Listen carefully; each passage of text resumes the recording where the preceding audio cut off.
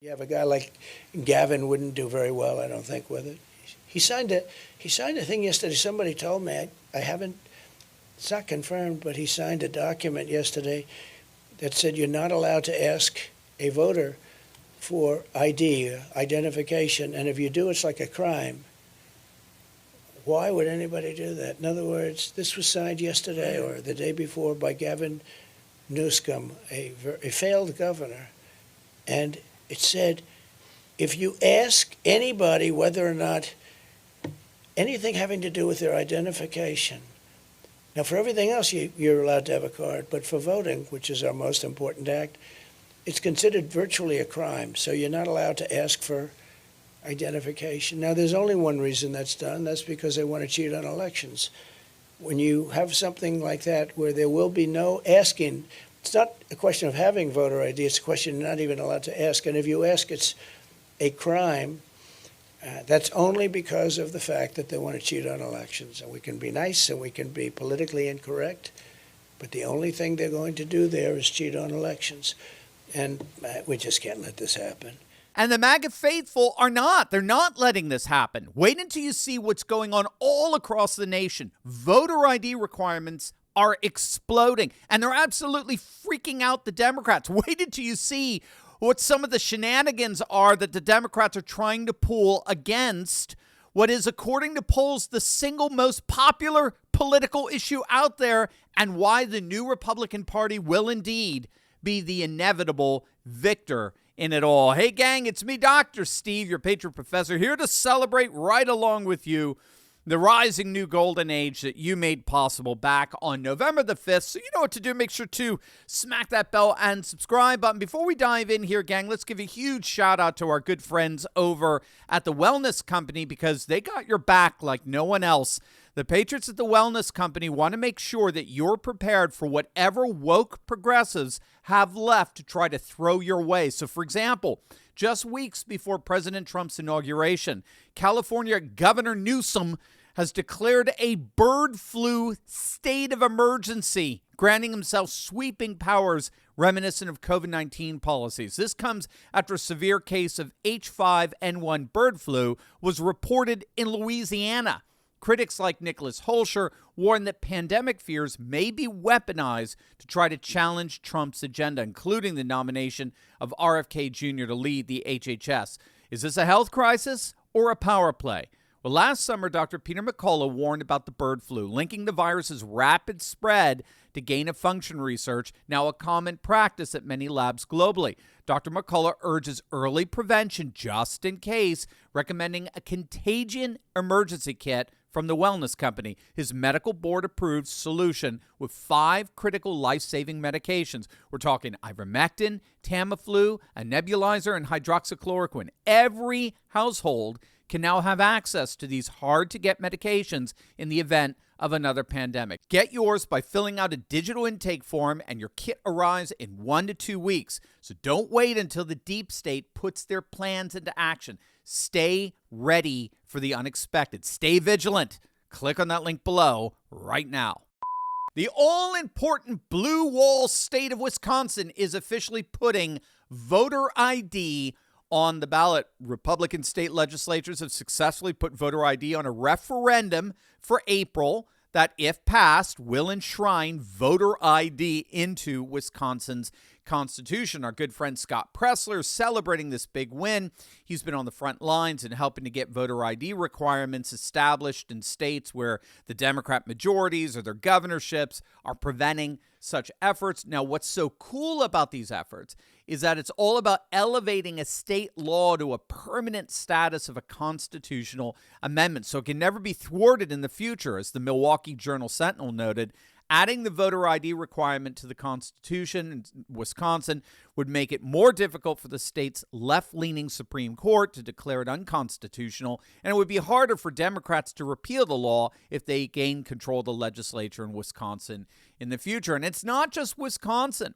Organizers in Maine have submitted the signatures needed. Get this, over 170,000 to force a referendum in their state requiring a voter ID law. Actually, the 170,000 signatures goes way beyond state requirements to put an issue on the state ballot. So it looks like Maine voters are going to have the opportunity to make voter ID a state law in their state as well, which should pass easily. Now, as we speak, if you don't know, 36 states have laws requesting or requiring voters to show some form of identification at the polls, according to the National Conference of State Legislatures. The remaining 14 states, plus, of course, Washington, D.C., let's just say, do not have such requirements. But it does look like those days are coming to an end. And that's because a recent national poll conducted by Pew Research Center found overwhelming support for voter ID requirements. According to Pew, get this, 81% of voters, 8 in 10, support the idea of requiring voters to show government-issued IDs to vote. 81%. Now, you're not going to find more of a consensus than that on virtually any other political issue. So it's a clear win for the Republicans. I mean, we're talking a slam dunk win everywhere and anywhere and any time it's put forward as a legislative priority. And yet, despite such obvious and overwhelming bipartisan support among voters, Democrats stand resolutely opposed to voter ID. In fact, I doubt you'd be surprised to find out that in the Wisconsin vote to put voter ID on the ballot as a constitutional amendment, not a single state Democrat voted for it. Not one. Not one Democrat state legislator voted to elevate a state law to a constitutional amendment. Not a single one. And what's so fascinating here is that this is not just a Democrat issue. We're seeing a little bit of a pattern here internationally. The hatred of voter IDs appears to be a common characteristic among the international far left.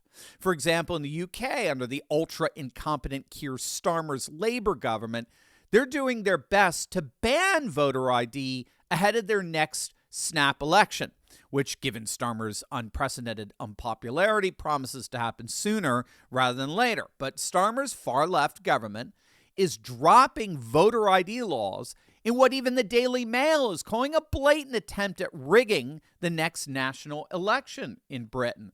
And we really are beginning to see citizens just rise up and say, enough, we're done with this insanity. And it's happening in, of all places, California. Voters in Huntington Beach last March approved what's called Measure A, which required voter ID in all city elections starting in 2026.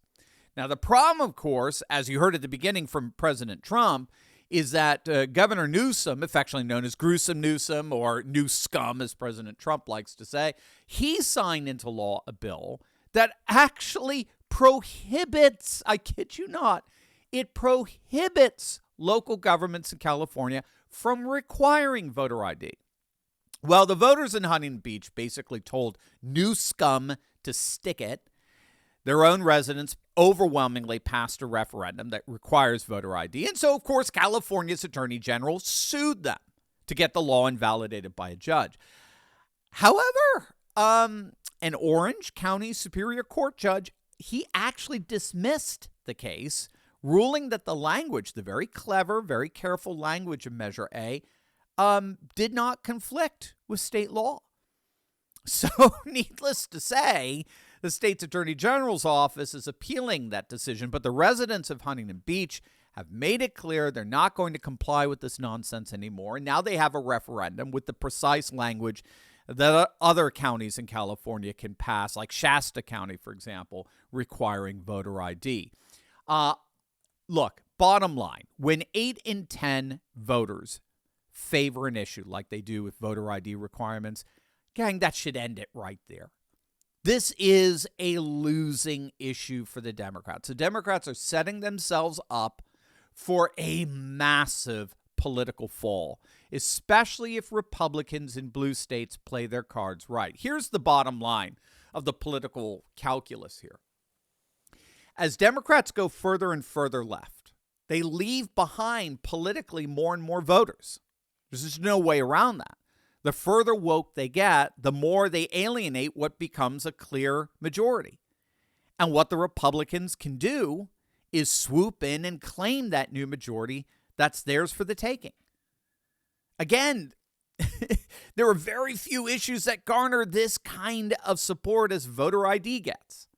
And if blue state Republicans make voter ID a top legislative priority, they can expect to see extraordinary political success in the next couple of years. Now, I know it's a bit of a catch-22. I know.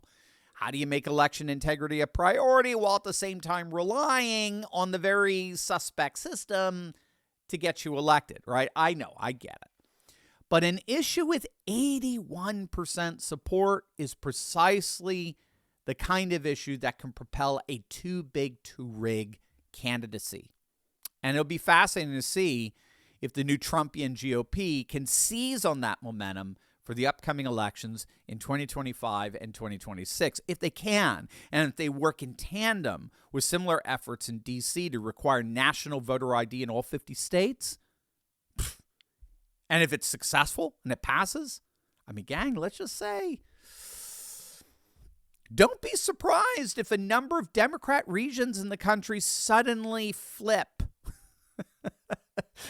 Don't be surprised if a number of legislatures flip from blue to red.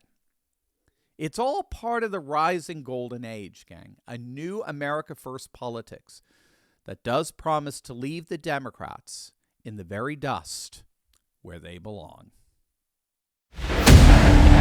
Many people have told me that God spared my life for a reason. This will truly be the